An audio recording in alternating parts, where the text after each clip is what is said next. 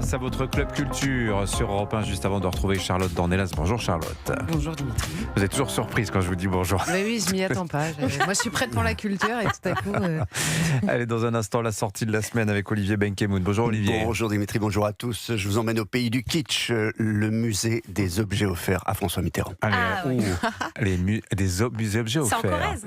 Ah ouais, c'est bien. D'abord, le livre du jour, Nicolas Caro. Vous nous emmenez, bonjour Nicolas, en Grande-Bretagne avec David Nichols. David Nichols, immense succès avec son roman Un jour, notamment, romancier britannique génial, à l'humour pince sans rire et d'une grande finesse. Rendez-vous ici. Son dernier roman arrive chez Pocket. Le titre en anglais, c'est You Are Here. Vous savez, vous êtes ici, qu'on trouve sur les plans de ville, parce qu'il s'agit précisément de cartes et d'orientation au sens propre et au sens métaphorique, bien entendu. Alors, quelle est l'histoire ? Celle de Michael, prof de géo.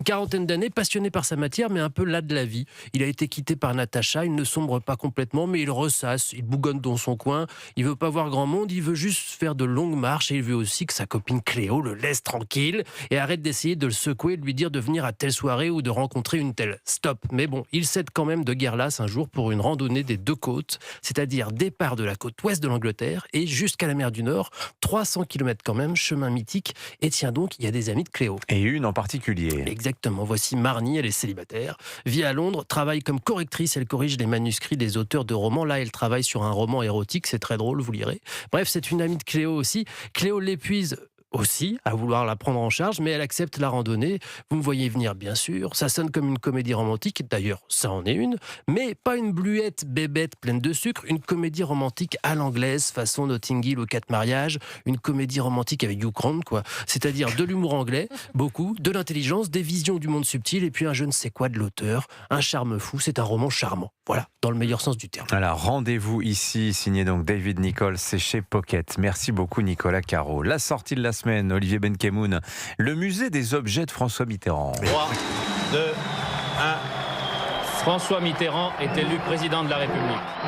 Entre le 10 mai 1980 et le 17 mai 1995, François Mitterrand a reçu un très grand nombre de cadeaux personnels ou protocolaires lors de ses déplacements. Cadeaux exposés dans sa ville de Château-Chinon, dans la Nièvre, voilà, dans la toute nouvelle Cité des Présents qui vient d'être inaugurée en remplacement de l'ancien musée du Septennat. Une collection spectaculaire, inattendue, fait d'objets du monde entier, précision de Thibaut Mathieu, le responsable. La collection compte environ 4800 objets, dont 300 sont exposés au sein du parcours permanent. Parmi les objets les plus surprenants, un lion et une lionne empaillés qui ont été offerts par le président de la République centrafricaine, André Kolingba, en décembre 1984. Le lion portant une symbolique très particulière, il représente à la fois la force et le pouvoir.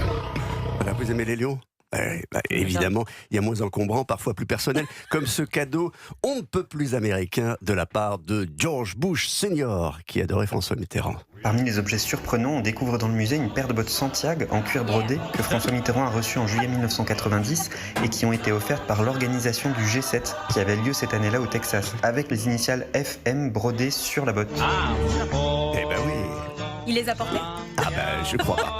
Moi je les aurais portés en tout cas, mais on n'a pas la photo. On n'a pas la photo. Avec marqué OB, comme ça. OB. Il y a tout dans ce musée, cette cité des présents, des chaussettes brodées, des cadeaux clinquants offerts par des princes du Moyen-Orient aussi. Et il y a aussi de très belles pièces, venues d'Asie également, comme ces vases personnalisés. Autres objets personnalisés, ce sont un ensemble de 3 vases en porcelaine qui ont été offerts par le président de la République d'Ouzbékistan, Islam Karimov, à Paris, en octobre 1993.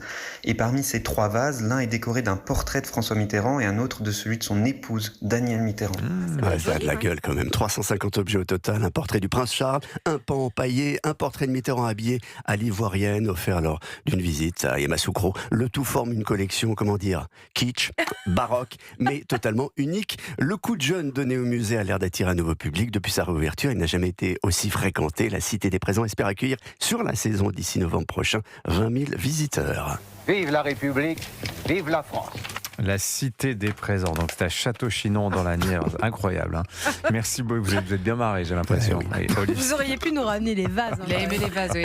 Il y a un truc avec les vases. Moi, les Vasling avec ma figure. Et vos Santiago, surtout vos Santiago, ne les oubliez pas, et votre lion empaillé. Merci beaucoup Olivier Benkemoun.